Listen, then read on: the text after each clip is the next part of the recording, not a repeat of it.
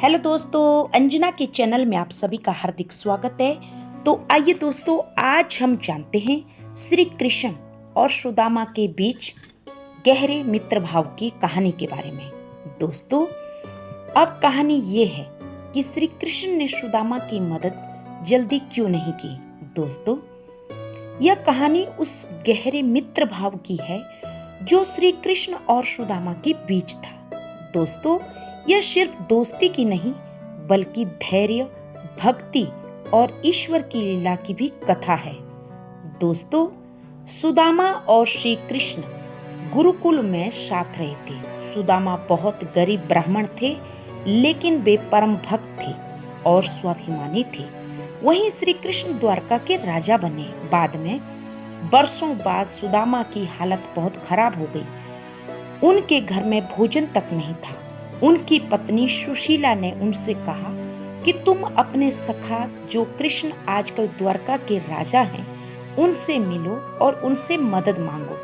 लेकिन सुदामा उन्हें हर समय टालते रहते थे कि दूसरों से मदद लेना अच्छी बात नहीं है। दोस्तों, जब सुशीला ने बच्चों की कसम दिलाकर सुदामा को श्री कृष्ण के पास मिलने भेजा, तब सुदामा अपनी पत्नी के कहने पर श्री कृष्ण से मिलने चले तो गए। उनके पास देने के लिए कुछ भी नहीं था, बस थोड़े से 2 मुट्ठी चावल, जो कि सुदामा की पत्नी सुशीला लोगों से, अपने पड़ोसियों से उधार लेकर आई थी। द्वारका पहुंचकर जब वे श्री कृष्ण के महल में पहुंचे तो श्री कृष्ण ने उनका भव्य स्वागत किया और उनको गले लगाया। श्री कृष्ण ने अपने आंसुओं से सुदामा के चरण धोए और प्रेम पूर्वक उन्हें गले लगाया। दोस्तों, सुदामा अत्यंत संकोच में थे, लेकिन कृष्ण ने उनसे वह लाया हुआ अन्न मांगा कि लाओ, जो भाभी ने मुझे भेंट दी है उसको मुझे दिखाओ, छुपा क्यों रहे हो सुदामा। लेकिन सुदामा ने वो अन्न कृष्ण को नहीं दिया। कृष्ण भगवान ने स्वयं ही झपट के वो 1 मुट्ठी खाया तो सुदामा को स्वर्ग लोक का राजा बना दिया। इंद्र के समान उनको धन दे दिया। जैसे ही दूसरी मुट्ठी खाने वाले थे तो रुक्मिणी ने उनसे मना कर दिया कि क्या प्रभु सारी संपत्ति सुदामा को ही दे दोगे, और रुक्मिणी ने दूसरी मुट्ठी खाने नहीं दी। दोस्तों, और बाद में लेकिन जब सुदामा कुछ दिनों के बाद मेहमान नवाजी करके लौटे तो उन्हें आश्चर्य हुआ कि श्री कृष्ण ने उन्हें कुछ भी नहीं दिया। वे निराश होकर अपने घर लौट गए।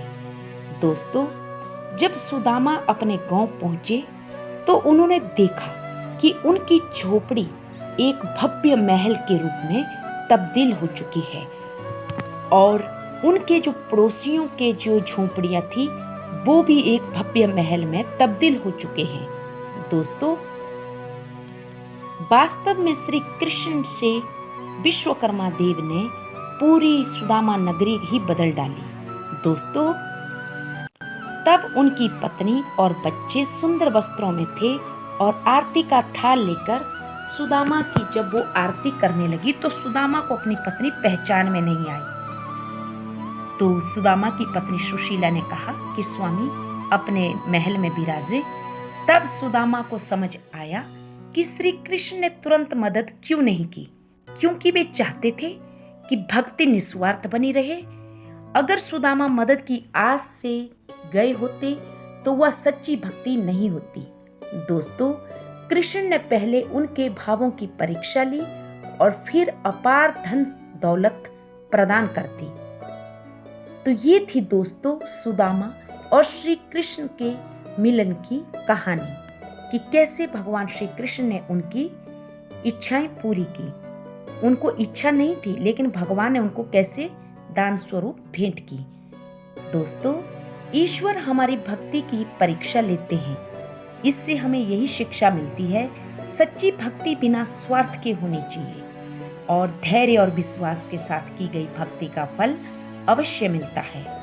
दोस्तों, दोस्ती हो तो श्री कृष्ण और सुदामा जैसी। कृष्ण ने कुछ देने का मन नहीं देने का ढोंग नहीं किया और सुदामा ने कुछ मांगा नहीं। फिर भी श्री कृष्ण भगवान ने सुदामा को सब कुछ दे दिया।